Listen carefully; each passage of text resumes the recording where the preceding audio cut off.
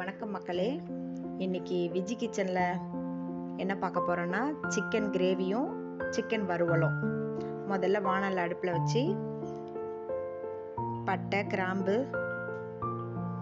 எல்லாம் போட்டு சிக்கனுக்கு வேண்டிய பொருள்லாம் போட்டு வறுத்துட்டு அம்மியில் வச்சு அரைச்சிக்கணும். இப்போ அம்மியில் வச்சு அரைச்சிக்கிட்டு இருக்கேன். கொஞ்சம் தண்ணி ஊற்றிக்கலாம். ரொம்ப நைஸாக அரைக்க வேண்டியதில்லை, கொஞ்சம் கொரகொரப்பாக இருந்தால் போதும். அரைச்சி எடுத்துக்கிட்டேன். வானல் வச்சுட்டேன், எண்ணெய் ஊற்றிக்கிட்டேன். இப்போ வெங்காயம், தக்காளி, இஞ்சி பூண்டு விழுது, அம்மியில் அரைச்ச மசாலா, தண்ணி, சிக்கன், கடுகு போட்டுக்கலாம். வானல் காஞ்சிடுச்சு, கடுகு போட்டுக்கலாம். இப்போ வெங்காயம் நறுக்கி வச்சுருக்கேன், அதையும் எடுத்து போட்டுக்கலாம். எப்பயுமே எண்ணெய் ஊற்றிட்டு கடுகு பொரிஞ்ச உடனே தான் நீங்கள் என்ன காய்கறி யூஸ் பண்ணாலும் வெங்காயம் தக்காளி போட்டாலும் போடலாம். கடுகு பொரியாமல் போட்டால் நம்ம சாப்பிடும்போது நறுக்குன்னு இருக்கும். அதனால் பொரிஞ்ச பிறகு எல்லாமே போட்டுங்க. இப்போ கருவேப்பிலை கொஞ்சம் போட்டுக்கலாம் வாசனைக்கு. நல்லா வதங்கட்டும். பக்கத்துலேயே சிக்கன் வறுக்கிறதுக்கு ஒரு 2 லெக் பீஸ் இருந்துச்சு, அதை வறுக்க போகிறேன்.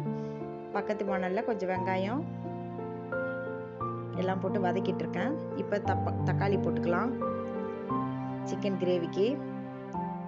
இது சிக்கன் வறுவலுக்கும் கொஞ்சம் 2 தக்காளி போட்டுக்கிட்டேன். ஏன்னா நான் சிக்கன் வறுவலுக்கு போடுவேன், நல்லா இருக்கும் டேஸ்ட்டு.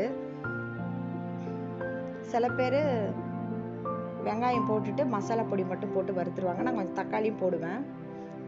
இப்போ கொஞ்சம் உப்பு போட்டுக்கலாம், சீக்கிரம் வதங்கிடும். சிக்கன் கிரேவிக்கு இஞ்சி பூண்டு விழுது கொஞ்சம் போட்டுக்கலாம். இப்போ அம்மியில் அரைச்ச மசாலா பொடியும் போட்டுக்கலாம்.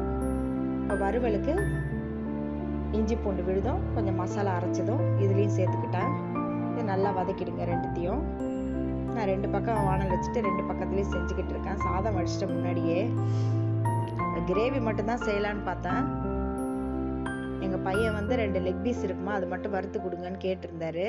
அதனால் அதையும் வறுத்துட்ருக்கேன். இப்போ கிரேவிக்கு நல்லா வதங்கிடுச்சு. இப்போ வறுவலுக்கு 2 லெக் பீஸு, ஒரு 4-5 பீஸு இதுவும் போட்டுக்கிட்டேன், துண்டு.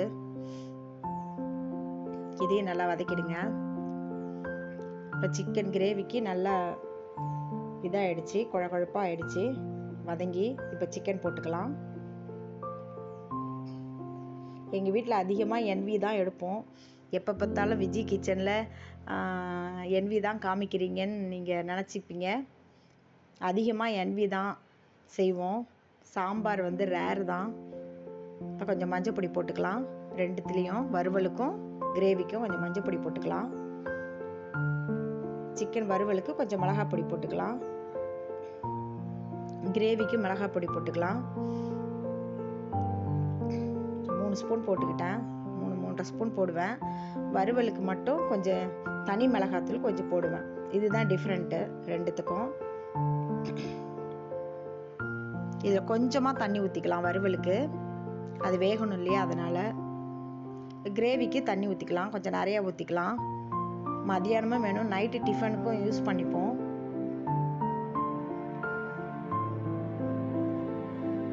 ஊற்றி மூடி வச்சிட வேண்டியதான்.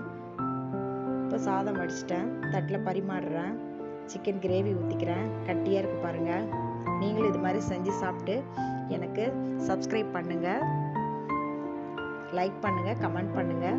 ரொம்ப நல்லா இருக்கும் பாருங்கள். சிக்கன் வறுவல் எப்படி இருக்குது பாருங்கள், கிறிஸ்பாக இருக்குது பாருங்கள். தேங்க்யூ.